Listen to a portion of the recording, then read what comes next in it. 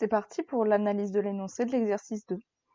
Donc dans l'exercice 2, la consigne est de relier chacune des fonctions suivantes définies sur R au graphique correspondant. Donc on voit qu'on a 4 fonctions données dans 1, 2, 3, 4. Elles s'appellent G, H, F et I. Et on a 4 représentations graphiques et on va devoir associer chacune des fonctions à une représentation graphique.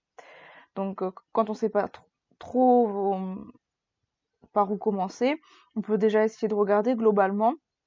Et en fait, on va se rendre compte que toutes ces fonctions sont de degré 2. Donc soit on va le voir graphiquement, puisque les 4 représentations graphiques sont des paraboles. Donc on a bien des fonctions polynômes de degré 2. Et en plus, elles ont chacune une forme bien connue de fonctions polynômes de degré 2.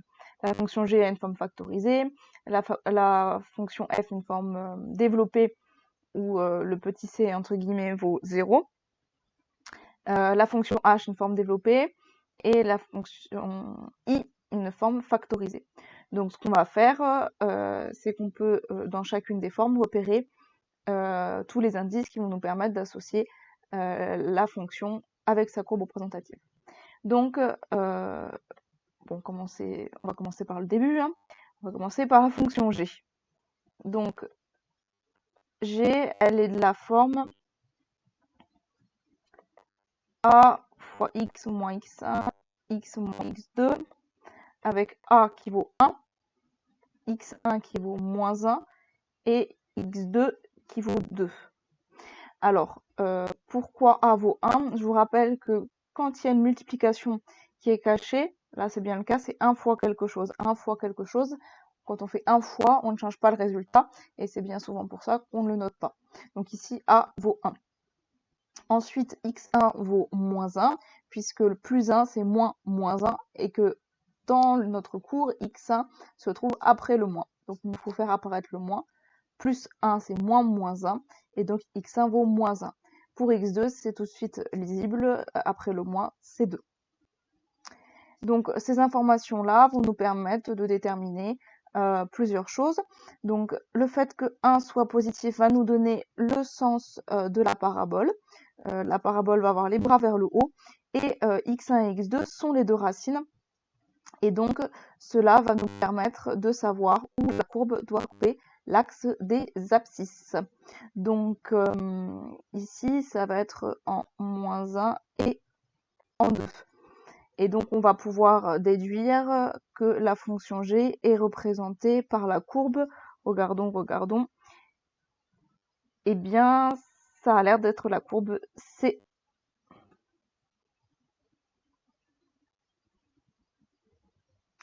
Donc finalement, peut-être que là, le travail qu'on est en train de faire, on peut passer directement à la rédaction. On se rend compte que sinon on va devoir recopier la même chose. Donc ce que je propose, c'est de passer directement à la rédaction donc de l'exercice. Puisqu'en fait, on pourrait faire pareil pour les 4 fonctions, mais vous allez voir après, pour justifier, on va réécrire la même chose sur notre copie. Donc autant ici le faire directement. Mais une fois qu'on s'est rendu compte qu'on va pouvoir fonctionner comme ça partout, ou alors on le fait rapidement au brouillon pour les autres. Donc par exemple, pour la 2, on se rend compte que A est négatif. C'est de la forme ax carré. Et donc A est négatif et les racines c'est 0. Donc puisque c'est proche de la fonction racine carrée, avec A négatif, donc A négatif, ça va être... alors pardon, parce que je vais essayer d'être cohérente. D'habitude, je mets l'analyse de l'énoncé plutôt en orange, donc je vais la laisser en orange aussi celle-là. Hop, voilà. Donc A négatif, et donc on va avoir quelque chose qui ressemble à la fonction carrée, mais en négatif, ça va être la courbe A pour la 2. Grand A. Pour la petite 3, on a A qui est positive, et puis on a la valeur de C ici qui nous dit que la courbe va couper l'axe des ordonnées en moins 1. Et A est positif, donc on va avoir quelque chose très probablement qui va être la courbe B.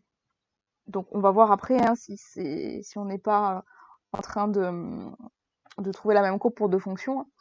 Mais pour l'instant, la courbe B correspond bien à A positif et à une intersection de la courbe avec l'axe des ordonnées qui vaut moins 1.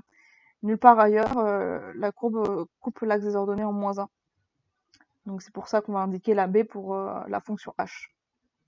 Pour la petite 4, on a, enfin pour la fonction i, on a a qui vaut moins 2, on a x1 qui vaut moins 1,5 et x2 qui vaut 3,5. Donc donc ça veut dire que nos deux racines c'est moins 1,5 et 3,5. Donc a priori, voilà, donc il faut faire attention ici. L'unité de 2 carreaux, donc correspond à 2 carreaux, donc ça veut dire qu'on a bien ici 3,5, autrement dit 1,5, et ici moins 0,5, autrement dit moins 1,5. Et on a bien une courbe, une parabole avec les bras vers le bas, et on a qui correspond au a qui est négatif. Donc ici, on va pouvoir indiquer que cette fonction i est associée à la courbe D. Alors, une fois qu'on a fait ça rapidement de tête ou sur un brouillon, on va pouvoir le rédiger.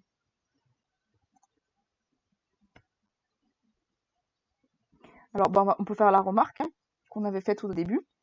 On reconnaît des fonctions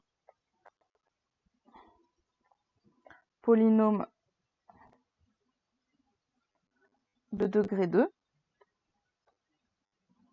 entre parenthèses, représentées, c'est cohérent avec les paraboles représentées par des paraboles. Donc déjà, on ne va pas dire n'importe quoi, comme c'est des paraboles, donc on a des chances de trouver les bonnes fonctions qui vont avec, puisqu'on a bien des fonctions de degré 2. On aurait pu vous mettre un piège et vous mettre des droites. Hein. Dans ces cas-là, aucune fonction n'aurait été avec une droite, aucune fonction de degré 2.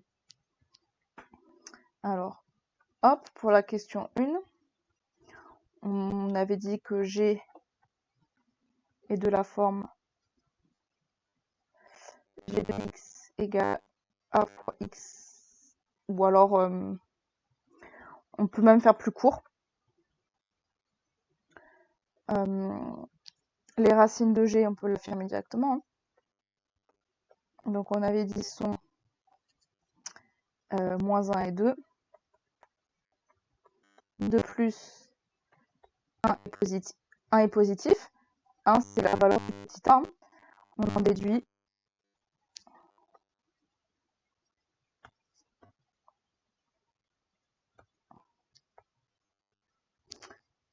en déduit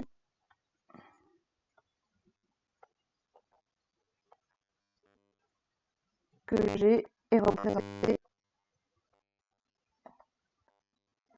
en, on a dit petit c. Français, pardon. Pour la question 2, c'est-à-dire la fonction f, donc les racines de f, ou l'unique racine de f est 0, plus moins 2,5, je crois que c'était la valeur de a, moins 2,5 est négatif, donc on en déduit que f est représenté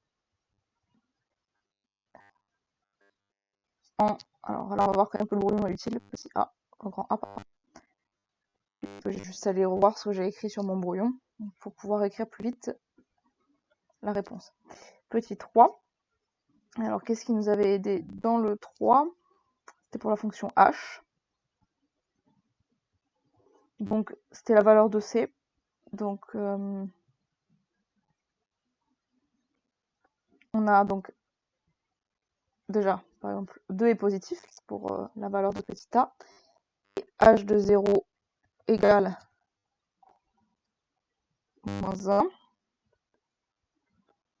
donc comment cette fonction h est représentée en grand B, ce qu'on avait déduit tout à l'heure. Et enfin, donc on peut faire par déduction. Et d'ailleurs, voilà, c'est autorisé, mais là on va quand même donner les arguments. Et puis en plus, comment dire, ça se trouve, on a donné beaucoup trop d'arguments. Hein. Ça se trouve, à chaque fois on a donné 2 arguments, les racines et le signe de a, ou la valeur de h de 0 et le signe de a. Mais ça se trouve, il y avait qu'un des deux avec un seul des deux arguments, on pouvait conclure. Mais voilà, si on n'a pas envie de réfléchir si ça suffit et qu'on a donné ça naturellement, bah, on peut tous les donner, c'est pas grave, hein. Donc la dernière, c'était donc on a -2 qui est les racines, donc -2 est négatif, c'était la valeur de petit a, et les racines de i. Donc -2 est négatif et les racines de i sont -1,5 et 3,5. On en déduit que i est représenté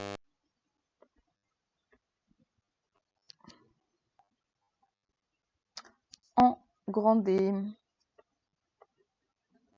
En plus, là, je vous ai donné un peu tous les, comment dire, tous les critères graphiques d'un seul coup, mais voilà, vous n'êtes pas obligé de les mettre tous, de les mettre tous sur votre copie si jamais qu'un argument suffit pour donner l'une ou l'autre des courbes. Bien entendu, je ne l'ai pas précisé dans l'énoncé, mais le but c'est de le faire sans calculatrice, hein, parce que sinon, effectivement, on prend la calculatrice, on trace la courbe, on prend le même encadrement pour x que sur les différentes courbes qu'on a, différents graphiques, et puis voilà, hein, mais bon, vous êtes plus savant que ça, et donc vos connaissances sur le second degré doivent venir argumenter vos, vos réponses, et surtout que là, quand j'ai fait le brouillon, on allait beaucoup plus vite que si on avait pris la calculatrice, hein.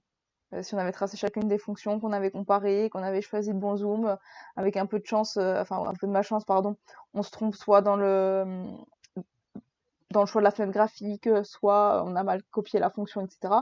Donc ça entraîne des erreurs ou une perte de temps en tout cas. Là au moins, avec nos connaissances, on allait très très rapidement. Alors avec cet exercice 2, vous avez fait un exercice de chaque catégorie. Et donc les exercices suivants que vous allez faire, si vous avez suivi l'ordre qui était proposé, vont vous refaire tomber dans des exercices du même type que ceux qui ont déjà été corrigés, c'est-à-dire les exercices 3, 7, 11, 13, 17 et 2 à l'heure où je vous parle.